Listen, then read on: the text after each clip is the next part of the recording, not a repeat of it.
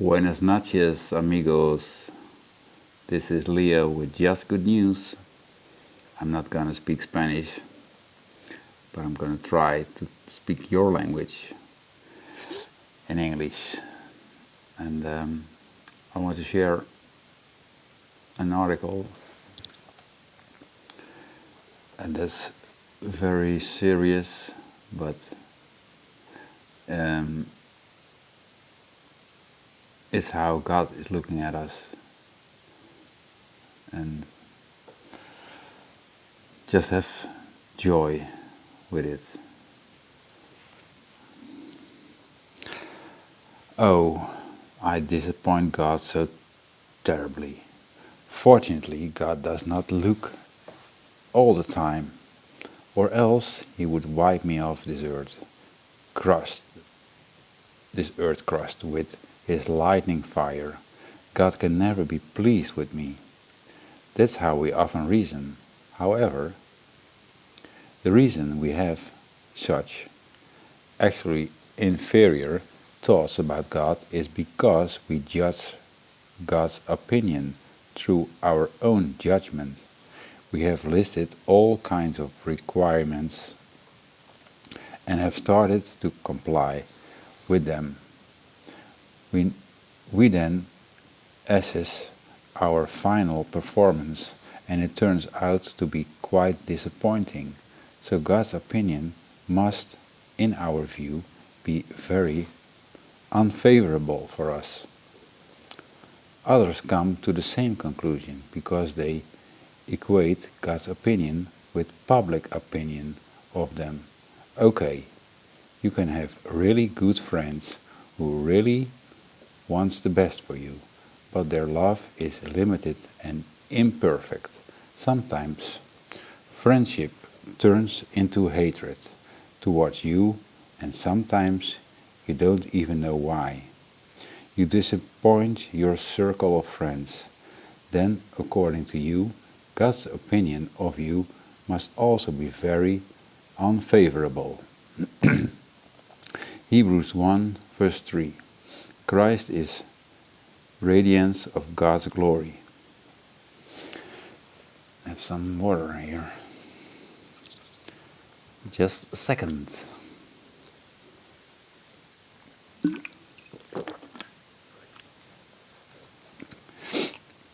How does God judge you?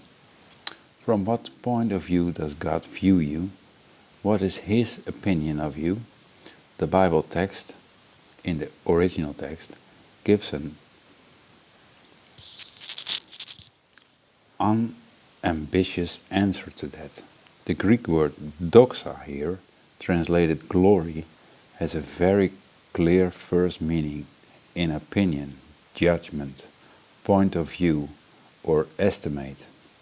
That means that Christ is the reflection of God's opinion or judgment on you.